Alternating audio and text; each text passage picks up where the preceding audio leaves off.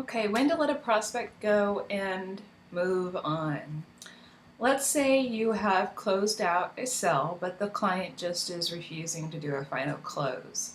They keep telling you that their reason why is their budget, and they tell you, I really don't have it in my budget.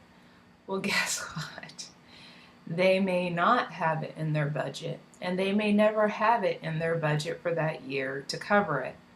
So even if they close with you today, not having it in their budget, that doesn't mean tomorrow they're going to have it to cover that poor decision on their part, and really a poor decision on your part for closing them knowing they didn't have it in their budget. They say that a lot of salespeople and sales organizations will actually tell you as a salesperson that the number one excuse and the number one objective that prospective clients or buyers or customers are going to have is that they don't have it in their budget.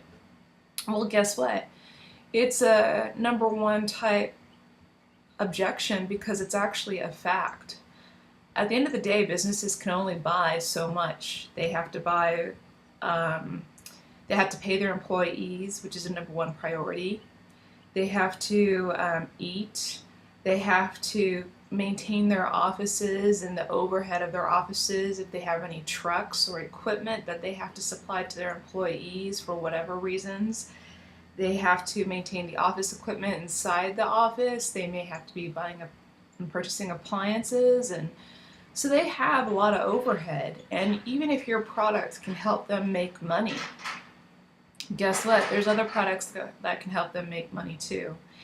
And at the end of the day, they may genuinely not have it in their budget. And just because you close them and you pressure them, as some salespeople do, just because you high pressure them into closing anyway on the belief that they'll have the money, they'll get it, they'll find a way later on in the year to pay the bill, doesn't mean that's going to happen. So if you get that objection and you hear it 2 or 3 times, you're going to have to just assume that that is a real objection, and that is something beyond your control as a salesperson.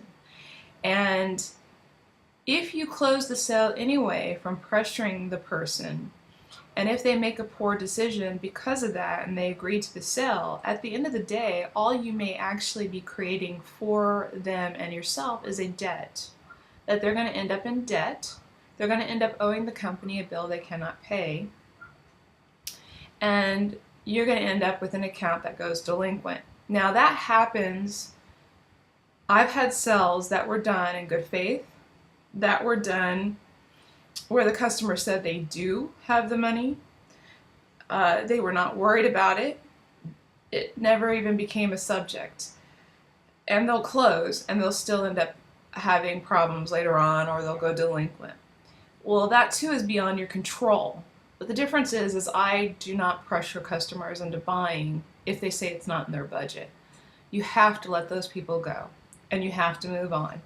There will always be next year. They may have it in their budget next year. They may have gone with your competitor and realized the competitor is not a quality product to fit their needs, and therefore they want to invest the money this year, the following year in you instead of the competitor.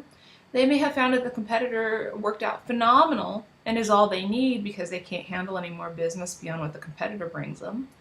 Or they may find out that the competitor was a phenomenal investment and they have much more money this year the following year to invest, and so now they want to add your service and product to their portfolio as well, and it's now in their budget.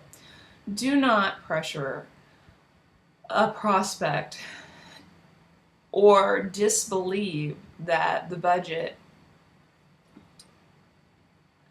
is not a real issue when it very well probably is if they've brought it up to you 2 or 3 times. And I have a real good reputation and portfolio with the clients that I've worked for, the companies I've worked for not having any reversals of clients because after the sale, because I don't pressure people to make decisions that go against their better judgment. And even if they have the budget, and even if the customer is lying when they say that, it's not your choice to make that decision. you need to hear them and you need to respect that, and you need to give them a chance to move on and then consider you the next year when you come back around at whatever product and service you have, if they're even in business, or the next year, or even if you want to do business with them the next year. So know when to move on based on what is a real sound decision, despite your company telling you that's just an objection. It's not just an objection, it's a reality.